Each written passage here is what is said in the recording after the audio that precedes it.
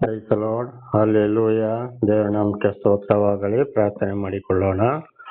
ಸರ್ವ ಸೃಷ್ಟಿಕರ್ತನಾದ ತಂದೆಯ ದೇವರೇ, ಮಗನ ದೇವರೇ, ಪರಿಶುದ್ಧಾತ್ಮನೇ, ನಿಮ್ಮ ನಾಮಕ್ಕೆ ಸ್ತೋತ್ರ. ಸ್ವಾಮಿ, ಈ ದಿವಸ ಈ ಸಮಯವು ಕೂಡ ನಿಮ್ಮಿಂದ ನೇಮಕವಾದಂತಹ ದಿವಸ ಸಮಯವಾಗಿದೆ. ಅದಕ್ಕಾಗಿ ಸ್ತೋತ್ರ. ಈ ದಿವಸದ ಸಂದೇಶದ ಭಾಗವನ್ನು ಕೂಡ ಹೇರಳವಾಗಿ ಆಶೀರ್ವದಿಸಿರಿ. ಇದನ್ನು ಕೇಳುತ್ತಿರುವ ನನ್ನ ಸಹೋದರ ಸಹೋದರಿ ಕೂಡ ಚೆನ್ನಾಗಿ ಕೇಳಿ ನಿಮ್ಮ ವಾಕ್ಯಕ್ಕೆ ವಿಧೇಯರಾಗಿ ಜೀವಿಸಿ ನಿಮ್ಮಿಂದ ಆಶೀರ್ವಾದವನ್ನು ಹೊಂದಿ ಅವರ ಮಕ್ಕಳನ್ನು ಅದೇ ಮಾರ್ಗದಲ್ಲಿ ನಡೆಸಿ ಅವರೆಲ್ಲರೂ ನಿಮ್ಮ ಚಿತ್ತಾನುಸಾರ ಇತರರಿಗೆ ಸಾಕ್ಷಿಗಳಾಗುವಂತೆ ಮಾರ್ಪಡಿಸಿ ನಿಮ್ಮ ಪವಿತ್ರ ಆತ್ಮನ ಮೂಲಕ ನಡೆಸುವುದಕ್ಕಾಗಿ ಸ್ತೋತ್ರ. ನಿಮ್ಮೆಲ್ಲ ಉಪಕರಣಗಳಿಗಾಗಿ ಕೃತಜ್ಞತಾ ವಂದನೆಗಳು. ಯೇಸುವಿನ ನಾಮದಲ್ಲಿ ಪ್ರಾರ್ಥಿಸಿದ್ದೇನೆ, ನಮ್ಮ ತಂದೆಯ ಆಮೆನ್.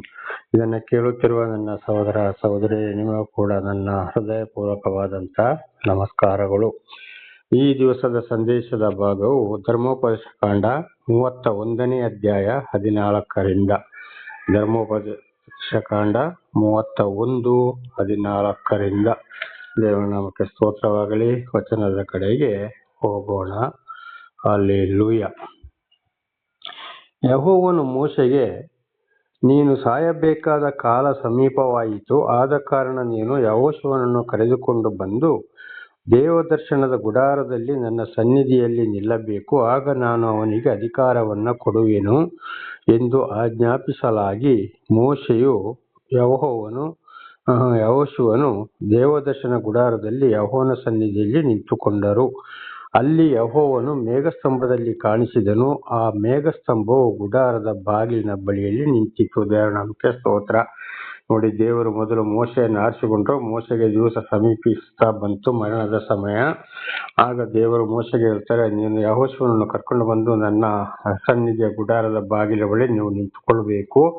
ನಾನು ಅವನನ್ನು ಆಶೀರ್ವಾದ ಮಾಡ್ತೇನೆ ಅಂತಾಗಿದ್ರೆ ಅರ್ಥ ಏನಪ್ಪಾ ಅಂದ್ರೆ, ದೇವರು ಬೇಕಾದವರನ್ನು ಆರಿಸಿಕೊಂಡಾಗ ಅವರನ್ನ ಎಲ್ಲೆಲ್ಲಿ ಕಳಿಸಿದ್ರೋ, ಎಲ್ಲೆಲ್ಲಿ ಸಾಕ್ಷಿ ನುಡಿಸಿದ್ರೋ, ಕಾರ್ಯವನ್ನು ನಡೆಸಿದ್ರೋ, ಅಲ್ಲಿ ಅವರಿಗೆ ವಯಸ್ಸಾದಾಗ ದಿನ ತುಂಬುತ್ತಾ ಬಂದಾಗ ಆಮೇಲೆ ಇನ್ನೊಬ್ಬರನ್ನ ದೇವರು ಆರಿಸಿಕೊಳ್ತಾರೆ ಅವರ ಬದಲಿಗಾಗಿ.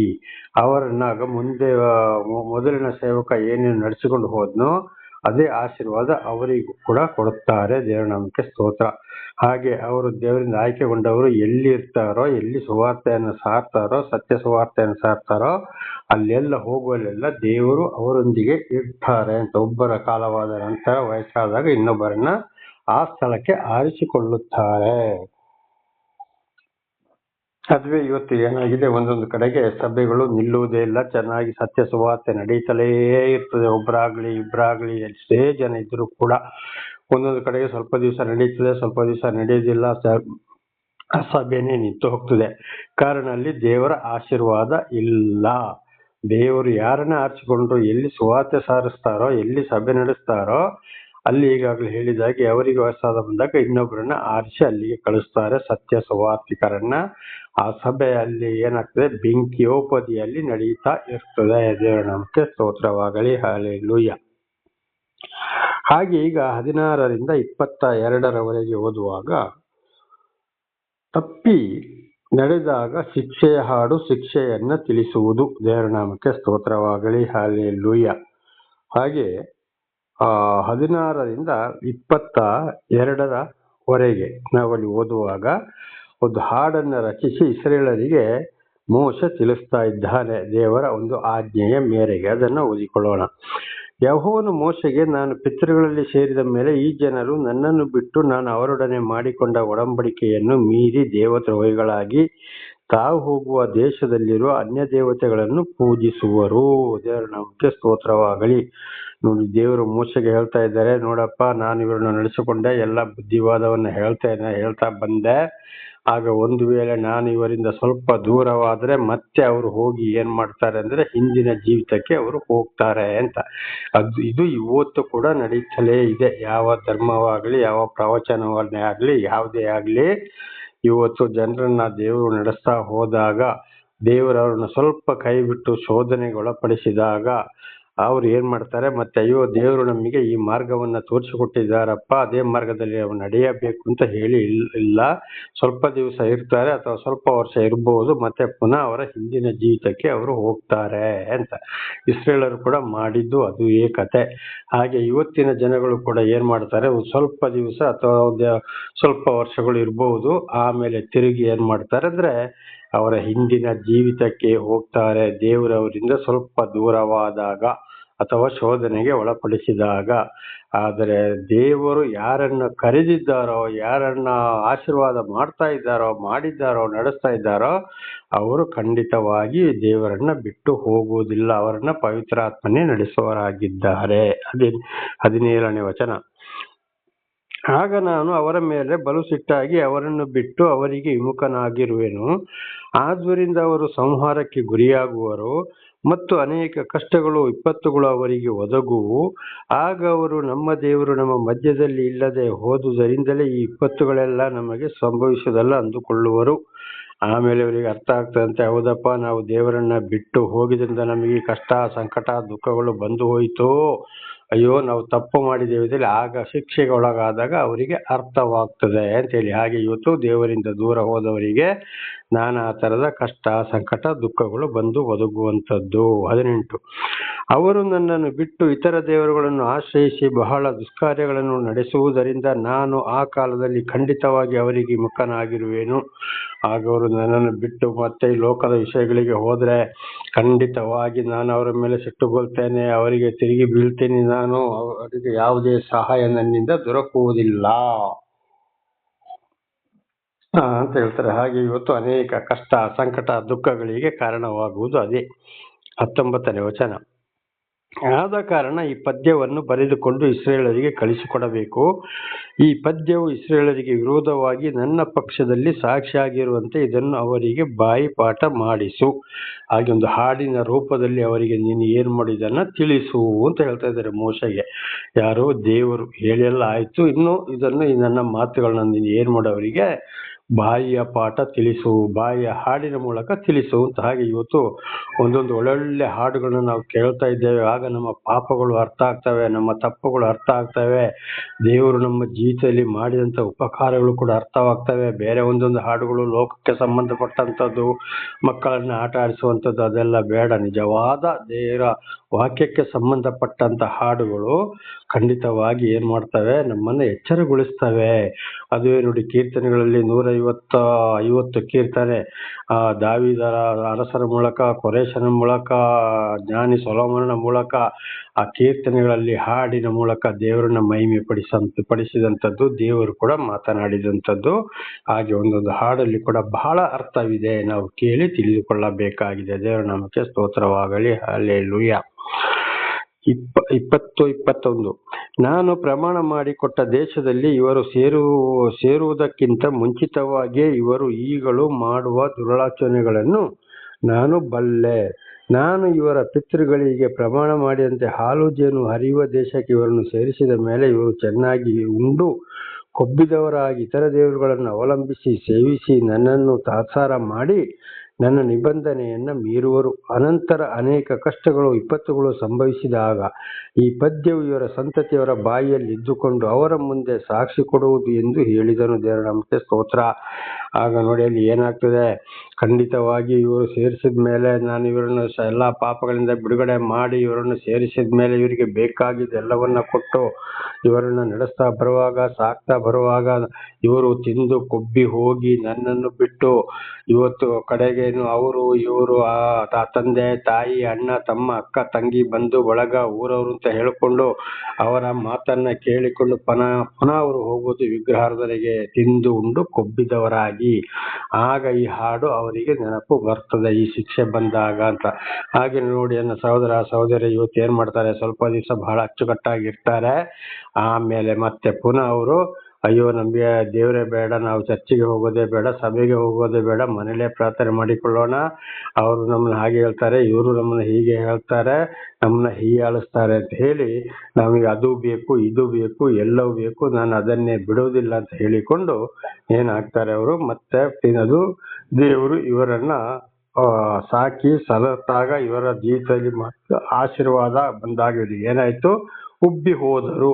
ಆಗ ಮೊದಲು ಕಷ್ಟ ಸಂಕಟ ದುಃಖದಲ್ಲಿ ನರಳಾಡ್ತಾ ಇದ್ದಾಗ, ಸರ್ವನಾಶಕ್ಕಾಗುವಂತ ಸಂದರ್ಭದಲ್ಲಿ ದೇವರೇ ದೇವರೇ ದೇವರೇ ನನಗಿನ್ನು ಯಾವುದೂ ಬೇಡಪ್ಪ, ನಾನು ಹಾಗೇ ಇರ್ತೇನೆ ಅಂತ ಹೇಳೋದು. ಯಾವಾಗ ಮತ್ತೆ ಸ್ವಲ್ಪ ಸ್ವಲ್ಪ ಐಶ್ವರ್ಯ ಬಂತು, ಆವಾಗ ಈ ರೀತಿಯಲ್ಲಿ ಏನಾಗ್ತಾರೆ, ಬದಲಾಗ್ತಾರೆ. ಅದಕ್ಕೆ ಈ ಹಾಡನ್ನು ನೀನು ಅವರಿಗೆ ಕಳಿಸಿಕೊಡುವಂತ ಮೋಶೆ ಮುಖಾಂತರ ದೇವರು ಹೇಳಿದ್ದು. 22 ಆದ ಕಾರಣ ಮೋಶ ದಿನದಲ್ಲಿ ಈ ಪದ್ಯವನ್ನು ಬರೆದು ಇಸ್ರಾಯೇಲರಿಗೆ ತಿಳಿಸಿದನು. ದೇವರ ನಾಮಕ್ಕೆ ಸ್ತೋತ್ರವಾಗಲಿ, ಹಲ್ಲೆಲೂಯಾ. ಆಗಲಿ ಏನಾಗ್ತದೆ, ಅದಕ್ಕೆ ಹಾಡಿನ ರೂಪದಲ್ಲಿ ಅವರಿಗೆ ನೀನು ತಿಳಿಸು ಅಂತ ಹೇಳಿದ್ದು. 23ನೇ ವಚನ. ಆಗ ಯೆಹೋವನು ನೂನನ ಮಗನಾದ ಯೆಹೋಶುವನಿಗೆ, ನಾನು ಇಸ್ರಾಯೇಲರಿಗೆ ಪ್ರಮಾಣ ಮಾಡಿಕೊಟ್ಟ ದೇಶದಲ್ಲಿ ನೀನೇ ಅವರನ್ನು ಸೇರಿಸಬೇಕು. ಆದುದರಿಂದ ಸೌರ್ಯನಾಗಿ ಧೈರ್ಯದಿಂದಿರು, ನಾನೇ ನಿನ್ನ ಸಂಗಡ ಇರುವೆನು ಎಂದು ಆಜ್ಞಾಪಿಸಿದನು. ಆಗ ನೋಡಿ ದೇವರು ಏನ್ ಮಾಡಿದ್ರು, ಯೆಹೋಶುವನಿಗೆ ಹೇಳಿದ್ರು, ಇಸ್ರಾಯೇಲರಿಗೆ ಪ್ರಮಾಣ ಮಾಡಿಕೊಟ್ಟ ದೇಶಕ್ಕೆ ಕರ್ಕೊಂಡೋಗಿ ನೀನೇ ಅವರಿಗೆ ಸೇರಿಸಬೇಕು. ನೀನೇ ಇನ್ನು ಅವರಿಗೆ ಒಂದು ಒಬ್ಬ ಅಧಿಕಾರಿ ಆಗಿರ್ತೀಯ ನೀನು. ಆದ್ದರಿಂದ ನೀನು ಶೂರನಾಗಿ ಧೈರ್ಯದಿಂದಿರು, ಯಾವುದೇ ಕಾರಣಕ್ಕೂ ಹೆದರಬೇಡ. ಮೋಶೆ ಹೇಳಿದ ಮಾತ್ರಕ್ಕೆ ಅದನ್ನೇ ನೀನು ನಡೆಸಿಕೊಂಡು ಹೋಗು, ನಾನೇ ನಿನ್ನ ಜೊತೆಲಿ ಇರ್ತೇನೆ ಅಂತ. ದೇವರ ನಾಮಕ್ಕೆ ಸ್ತೋತ್ರ.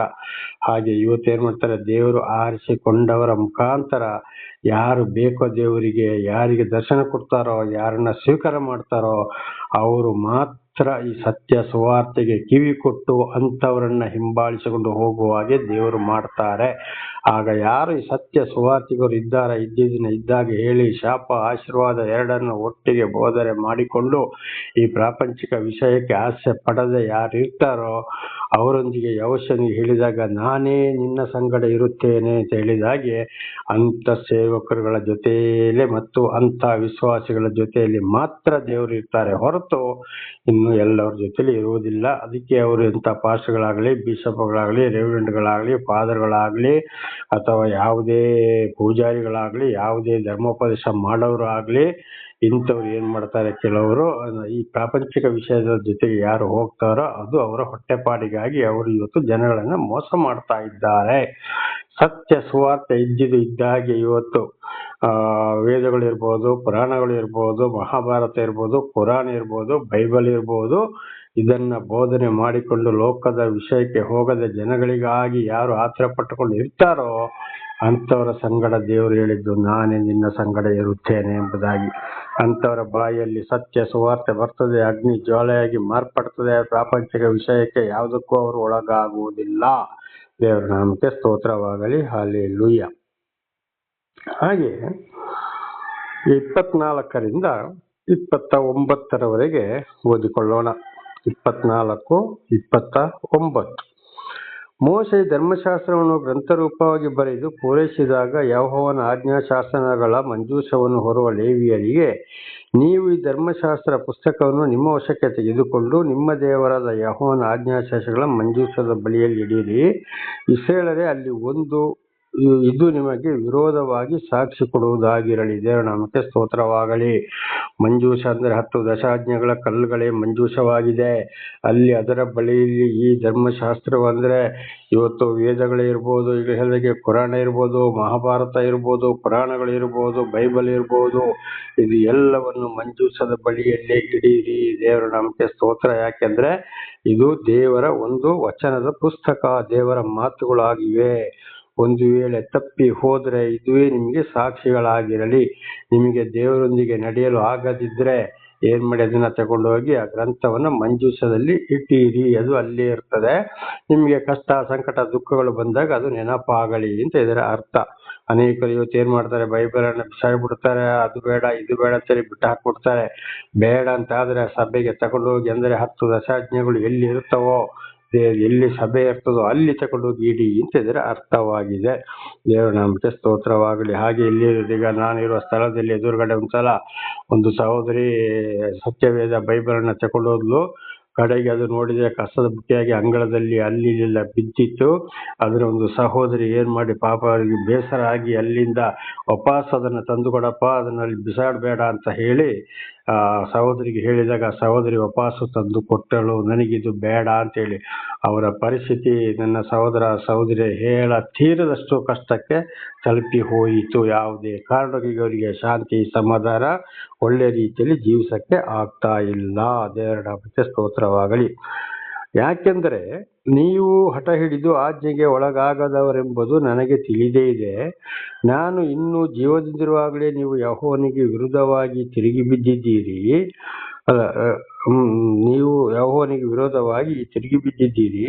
ನಾನು ಹೋದ ತರುವಾಯ ನೀವು ತಿರುಗಿ ಬೀಳುವುದು ಮತ್ತಷ್ಟು ನಿಶ್ಚಯ ಅಂತ ದೇವರ ನಾಮಕ್ಕೆ ಸ್ತೋತ್ರವಾಗಲಿ.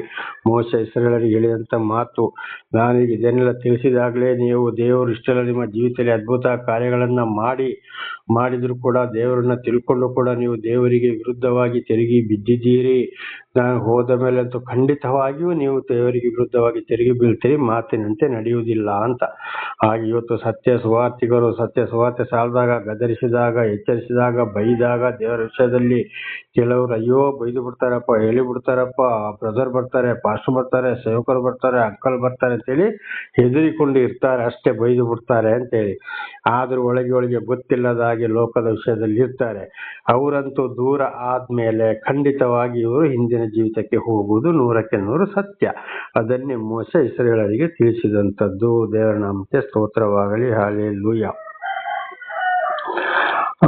ಆಮೇಲೆ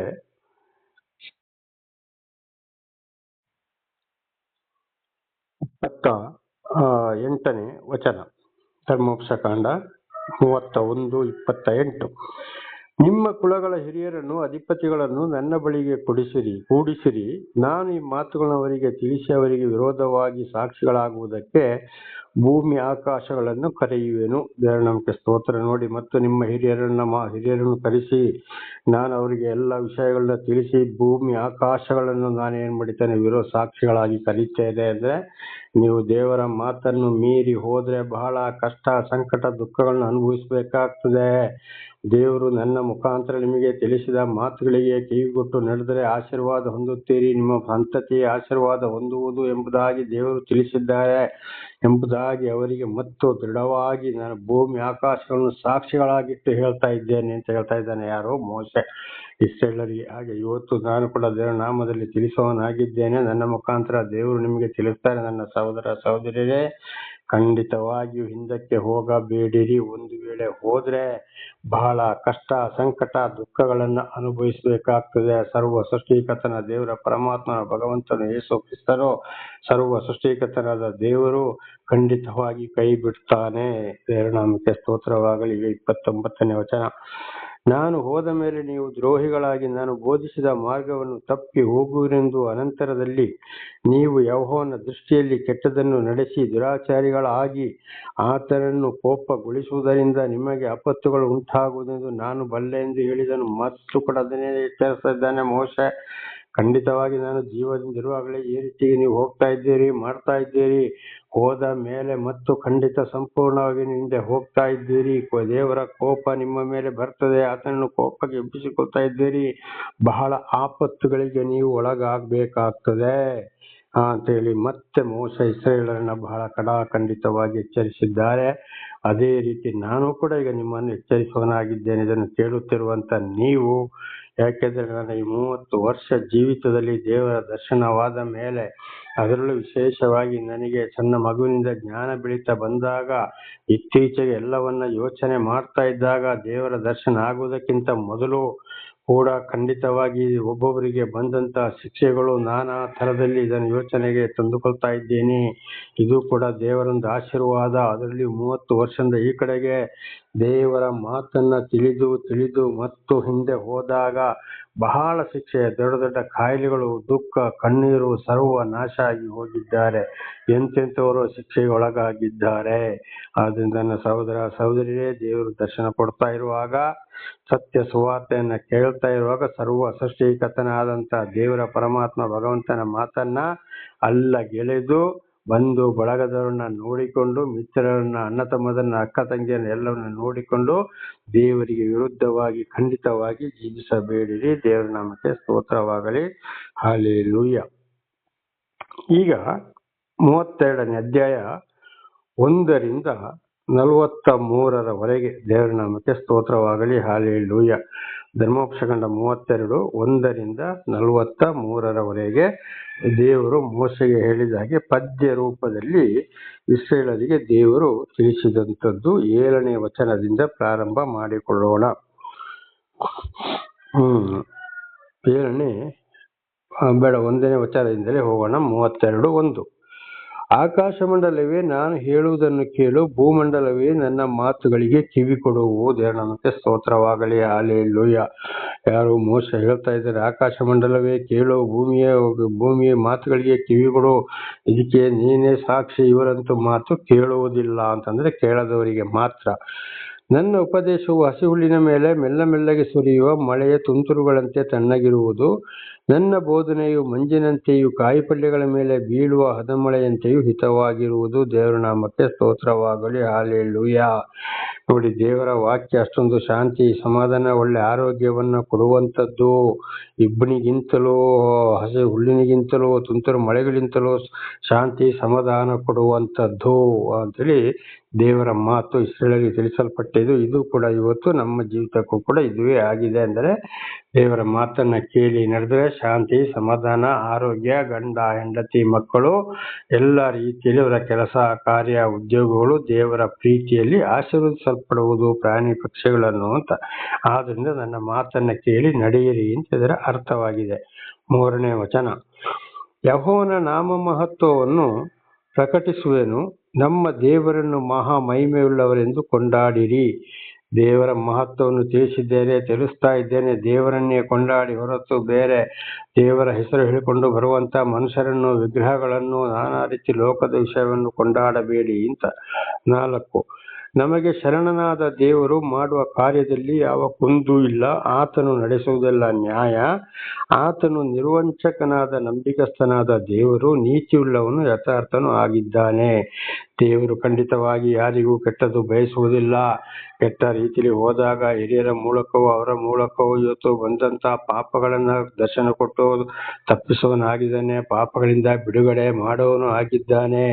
ಆದ್ರಿಂದ ದೇವರು ಸರ್ವವನ್ನ ಸೃಷ್ಟಿ ಮಾಡಿ ಮನುಷ್ಯನನ್ನು ಸೃಷ್ಟಿ ಮಾಡಕ್ಕೆ ಮೊದಲೇ ದೇವರು ಮನುಷ್ಯನಿಗೆ ಬೇಕಾದಂತ ಎಲ್ಲವನ್ನ ಸೃಷ್ಟಿ ಮಾಡಿ ಮನುಷ್ಯನನ್ನ ಉಂಟು ಮಾಡಿದರು. ಆದಿಕಾಂಡ 1ನೇ ಅಧ್ಯಾಯದಲ್ಲಿ ನಾವು ನೋಡುವಾಗ ಸರ್ವವನ್ನ 6 ದಿವಸದಲ್ಲಿ ಸೃಷ್ಟಿ ಮಾಡಿದರು. ಹಾಗೆ ಆದಿಕಾಂಡ 1:26-27 ನೋಡುವಾಗ ತನ್ನ ರೂಪದಲ್ಲಿ ಮನುಷ್ಯನನ್ನು ಗಂಡು ಹೆಣ್ಣಾಗಿ ಸೃಷ್ಟಿ ಮಾಡಿದರು. ಆದಿಕಾಂಡ 1:28 ಓದುವಾಗ ಅಲ್ಲಿ ಇಡೀ ಭೂಮಿಯ ಮೇಲೆ ನಿಮ್ಮ ಸಂತಾನವು ತುಂಬಿಕೊಳ್ಳಲಿ ಅಂತ ಹೇಳಿದ್ರು. ಅಲ್ಲಿಂದ ಅಧ್ಯಾಯ ಪೂರ್ತಿವರೆಗೆ ನೋಡುವಾಗ ಅವರಿಗೆ ಬೇಕಾದ ಪ್ರಾಣಿ ಪಕ್ಷಿ ಪ್ರತಿ ಒಂದನ್ನ ದೇವರು ಬೆಳೆಸಿದರು. ಹಾಗೆ ಇವತ್ತು ನಾವು ಏನು ಇಲ್ಲಿ ಸೃಷ್ಟಿ ಮಾಡಿಲ್ಲ, ಏನಿಲ್ಲ, ನಮಗೆ ಕೊಟ್ಟಿದ್ದೆಲ್ಲ ದೇವರಿದ್ದೇ ಆಗಿದೆ.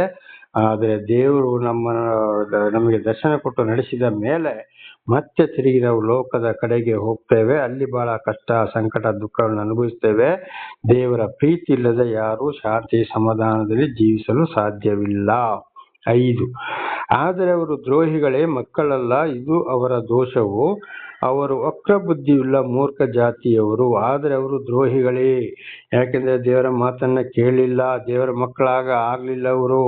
ಇದು ಅವರ ದೋಷವು, ಅವರ ಹಿಂದಿನ ಪಾಪ ಮತ್ತು ಅವರಿಗೆ ಮಾಡ್ತಾ ಇರುವ ಪಾಪ.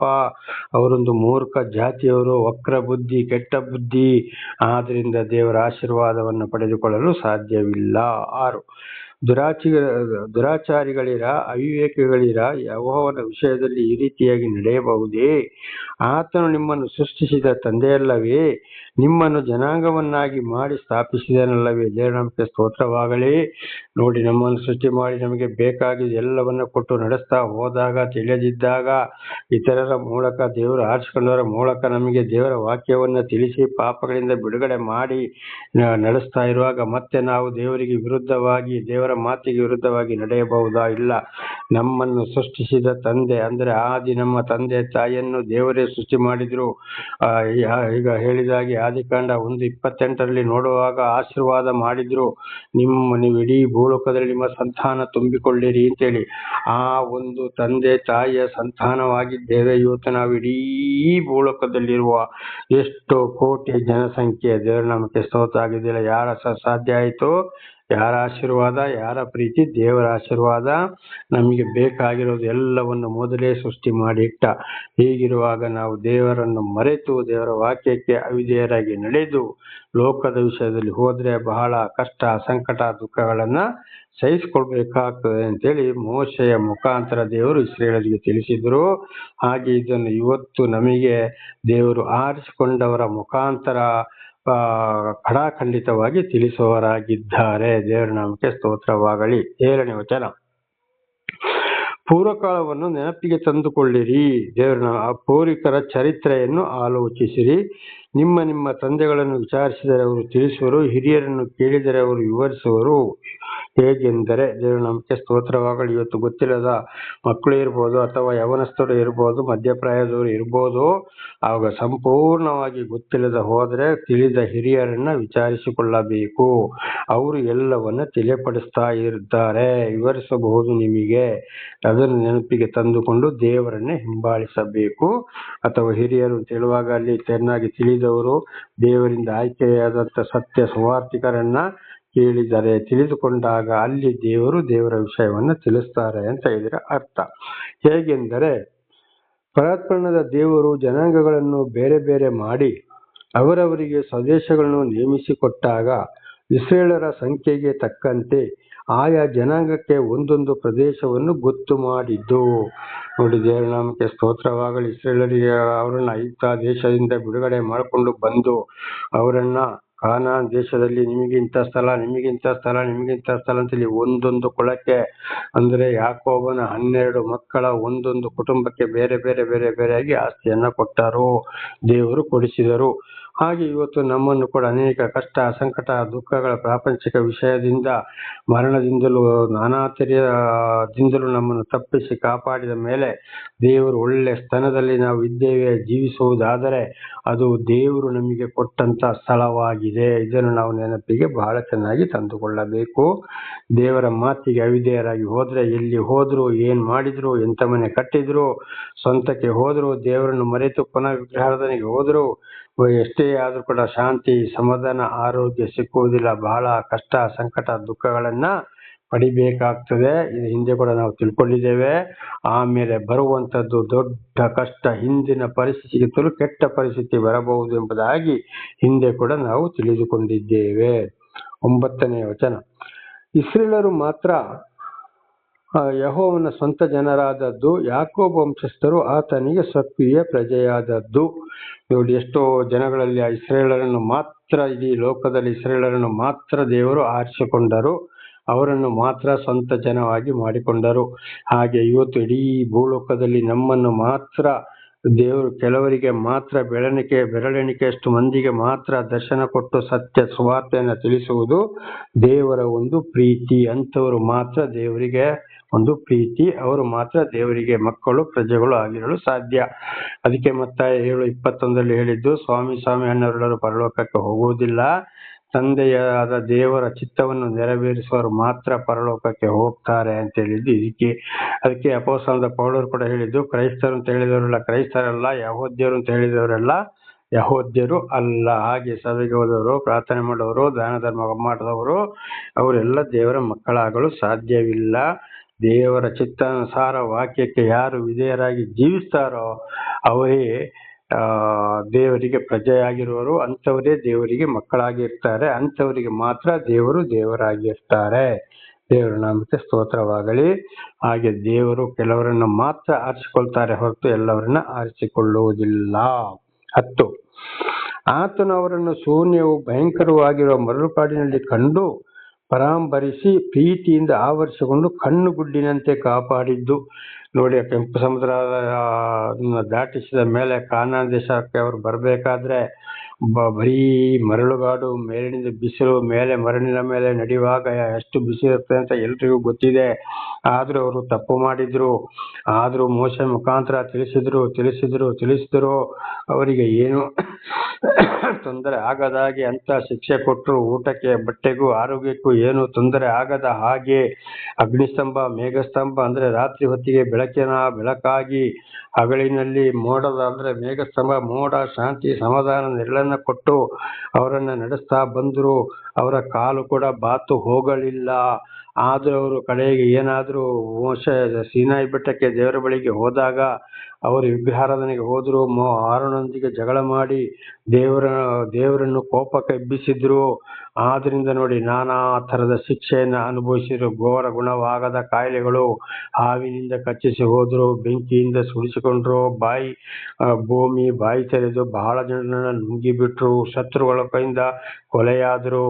ಇದೆಲ್ಲ ದೇವರು ತಿಳಿಸಿದಾಗ ಮತ್ತು ದೇವರನ್ನ ಬಿಟ್ಟು ದೂರ ಹೋದಾಗ ಅಂಥವರಿಗೆ ಈ ಕಷ್ಟಗಳು ಕೂಡ ಸಂಭವಿಸುವಂಥದ್ದು. ಆಗ ದೇವರು ನಮ್ಮ ಜೀವಿತದಲ್ಲಿ ಮಾಡಿದ ಕಾರ್ಯವನ್ನು ಮರೆಯದೆ, ಹಿಂದೆ ಪ್ರಾಪಂಚಿಕ ವಿಷಯಕ್ಕೆ ಹೋಗದೆ, ದೇವರನ್ನು ದೂಷಣೆ ಮಾಡದೆ, ದೇವರಿಂದ ಆಯ್ಕೆಯಾದವರನ್ನು ತಿಳಿದುಕೊಂಡು ಅವರಿಗೆ ದೂಷಣೆ ಮಾಡದೆ ನಡೀತಾ ಇದ್ದಾಗ ದೇವರು ಅವರನ್ನು ಕಣ್ಣುಗುಡ್ಡಿನಂತೆ ಕಾಪಾಡ್ತಾರೆ. ಇವತ್ತು ನಮ್ಮ ಶರೀರಕ್ಕೆ ಎಲ್ಲಿ ನೋವಾದರೂ ಅಷ್ಟೋ ದೊಡ್ಡ ಆಶ್ಚರ್ಯ ನಾವು ಪಡುವುದಿಲ್ಲ. ಕಣ್ಣು ಚುಚ್ಚಿದ್ರೆ ಒಂದು ವೇಳೆ ಕಣ್ಣೇ ಹೋಗ್ಬೋದು. ಕಣ್ಣನ್ನು ಹೇಗೆ ಕಾಪಾಡಿಕೊಳ್ತೇವೆ ನಾವು, ಅದೇ ರೀತಿ ದೇವರು ಆರಿಸಿಕೊಂಡವರಿಗಾಗಿ ಕಾಪಾಡ್ತಾ ಇದ್ದಾರೆ, ಅವರನ್ನ ರಕ್ಷಿಸುವವರಾಗಿದ್ದಾರೆ. ದೇವರ ನಾಮಕ್ಕೆ ಸ್ತೋತ್ರವಾಗಲಿ. 11ನೇ ವಚನ. ಹದ್ದು ತನ್ನ ಮರಿಗಳನ್ನು ಗೂಡಿನೊಳಗಿಂದ ಹೊರಡಿಸಿ ಅವುಗಳ ಬಳಿಯಲ್ಲಿ ಹಾರಾಡುವಂತೆ ಯೆಹೋವನು ತನ್ನ ರೆಕ್ಕೆಗಳನ್ನು ಚಾಚಿ ಇಸ್ರಾಯೇಲರನ್ನು ಆತುಕೊಂಡಿದ್ದು. ಹದ್ದುಗಳು ತನ್ನ ಮರಿಗಳನ್ನು ಗೂಡಿನಿಂದ ಹೊರಡಿಸಿ ಜೊತೆಯಲ್ಲಿ ಕರ್ಕೊಂಡು ಹೋಗಿ ರಕ್ಷಣೆ ಮಾಡ್ತದೆ. ಕೋಳಿಗಳು ನೋಡಿ ಇವತ್ತು ಏನ್ ಮಾಡ್ತಾರೆ, ಕಾಗೆಗಳು, ಹದ್ದುಗಳು ಕೋಳಿ ಮರಿಗಳನ್ನು ಹಿಡಿಯಲು ಬರುವಾಗ ರೆಕ್ಕೆಗಳನ್ನ ಬಿಡಿಸಿ ಅವರದ್ದೇ ಆದ ಮಾತಿನಲ್ಲಿ ಮರಿಗಳನ್ನ ಕರೆದು ಬಚ್ಚಿಟ್ಟುಕೊಳ್ತವೆ, ಕಾಡಿನೊಳಗೆ ಬಚ್ಚಿಟ್ಟುಕೊಳ್ತವೆ. ಅದೇ ರೀತಿ ಇವತ್ತು ಇಸ್ರಾಯೇಲರ ದೇವರನ್ನು ಆದುಕೊಂಡವರನ್ನ ದೇವರು ರಕ್ಷಿಸಲಿಕ್ಕಾಗಿ ಪ್ರಾಪಂಚಿಕ ವಿಷಯದಿಂದ, ಸೈತಾನನ ಕಾರ್ಯದಿಂದ, ಅಂದರೆ ಕೆಟ್ಟವರ ಕಾರ್ಯದಿಂದ ರಕ್ಷಿಸೋಕ್ಕೋಸ್ಕರ ಹದ್ದುಗಳು ಮರಿಗಳನ್ನು ಕಾಪಾಡುವ ಹಾಗೆ, ಕೋಳಿಗಳು ತನ್ನ ಮರಿಗಳನ್ನು ಕಾಪಾಡುವ ಹಾಗೆ ಇವತ್ತು ದೇವರು ಆರಿಸಿಕೊಂಡವರನ್ನ ರಕ್ಷಿಸಲು ಇವತ್ತು ಕೂಡ ದೇವರು ಏನ್ ಮಾಡ್ತಾ ಇದ್ದಾರೆ, ದೇವರು ರಕ್ಷಿಸ್ತಲೇ ಇದ್ದಾರೆ. ಇದು ಕೀರ್ತನೆ 91ರಲ್ಲಿ ರಕ್ಷಣೆಯ ವಾಗ್ದಾನ. ಬಹಳ ಚೆನ್ನಾಗಿ ನಾವಲ್ಲಿ ತಿಳಿದುಕೊಳ್ಳಬಹುದು. ಕೀರ್ತನೆ 91, ಇದನ್ನು ಚೆನ್ನಾಗಿ ಓದಿ ಅರ್ಥ ಮಾಡಿಕೊಳ್ಳಿರಿ. ಇದೆಲ್ಲವೂ ನನ್ನ ಜೀವಿತದಲ್ಲಿ ನೆರವೇರುತ್ತಲೇ ಇದೆ. ದೇವರ ನಾಮಕ್ಕೆ ಸ್ತೋತ್ರವಾಗಲಿ. ಆದುದರಿಂದ ನನ್ನ ಸಹೋದರ ಸಹೋದರಿಯರೇ, ಮತ್ತೊಮ್ಮೆ ನಾನು ದೇವರ ನಾಮದಲ್ಲಿ ಎಚ್ಚರಿಸುವನಾಗಿದ್ದೇನೆ. ದೇವರು ದರ್ಶನ ಕೊಟ್ಟ ಮೇಲೆ, ಸತ್ಯ ಸುವಾರ್ತೆಯನ್ನು ತಿಳಿಸಿದ ಮೇಲೆ, ಖಂಡಿತವಾಗಿ ತಿಳಿದುಕೊಂಡ ಇರುವಾಗ ಪುನಃ ಎಡ ಬಳ ತಿರುಗಬೇಡಿರಿ, ಲೋಕದ ವಿಷಯಗಳಿಗೆ ಹೋಗ್ಬೇಡ್ರಿ, 10 ಆಜ್ಞೆಗಳಿಗೆ ವಿಧೇಯರಾಗಿ ಜೀವಿಸಿ ದೇವರ ಆಶೀರ್ವಾದವನ್ನ ಹೊಂದಿಕೊಳ್ಳಿರಿ. ದೇವರು ನಿಮ್ಮೆಲ್ಲರನ್ನು ಆಶೀರ್ವದಿಸಲಿ. ಪ್ರಾರ್ಥನೆ ಮಾಡಿಕೊಳ್ಳೋಣ. ಸರ್ವ ಸೃಷ್ಟಿಕರ್ತನ ತಂದೆಯ ದೇವರೇ, ಮಗನ ದೇವರೇ, ಪರಿಶುದ್ಧಾತ್ಮನೇ, ನಿಮ್ಮ ನಾಮಕ್ಕೆ ಸ್ತೋತ್ರ. ಇವತ್ತಿನ ಈ ಒಂದು ಸಂದೇಶವನ್ನು ನನ್ನ ಸಹೋದರ ಸಹೋದರಿ ನೀವು ತಿಳಿಸಿದ್ದೀರಿ, ಅದಕ್ಕಾಗಿ ನಿಮಗೆ ಸ್ತೋತ್ರ. ಅವರು ಏನಾದರೂ ತಪ್ಪಿ ಹೋಗಿದ್ದರೆ ಅವರನ್ನು ಕ್ಷಮಿಸಿರಿ ಸ್ವಾಮಿ. ಪಾಪ ಪರಿಹಾರ, ರಕ್ಷಣೆ ನಿಮ್ಮಿಂದಲೇ ಹೊರತು ಬೇರೆ ಯಾರಿಂದಲೂ ಅಲ್ಲ. ಅವರಿಗೆ ಬೇಕಾದ ವಿಶೇಷವಾದ ಜ್ಞಾನ, ಶಾಂತಿ, ಸಮಾಧಾನ, ಆರೋಗ್ಯವನ್ನು ಕೊಡಿರಿ. ಅವರವರ ಮಕ್ಕಳಿಗೂ ತಿಳಿಸಿ ಅವರೆಲ್ಲರೂ ನೀವು ಇತರರಿಗೆ ನಿಮ್ಮ ಸಾಕ್ಷಿಗಳಾಗುವಂತೆ ಮಾರ್ಪಡಿಸಿರಿ. ಹಾಗೆ ಮಾಡುವುದಕ್ಕಾಗಿ ಸ್ತೋತ್ರ. ನಿಮ್ಮೆಲ್ಲ ಉಪಕಾರಗಳಿಗಾಗಿ ಧನ್ಯವಾದಗಳು. ಯೇಸುವಿನ ನಾಮದಲ್ಲಿ ಪ್ರಾರ್ಥಿಸಿದ್ದೇನೆ ನಮ್ಮ ತಂದೆ, ಆಮೇನ್. ಇದನ್ನು ಕೇಳುತ್ತಿರುವ ನನ್ನ ಸಹೋದರ ಸಹೋದರಿಯರೇ, ನಿಮ್ಮನ್ನು ನಿಮ್ಮ ಮಕ್ಕಳನ್ನು ಕೂಡ ದೇವರು ಹೇರಳವಾಗಿ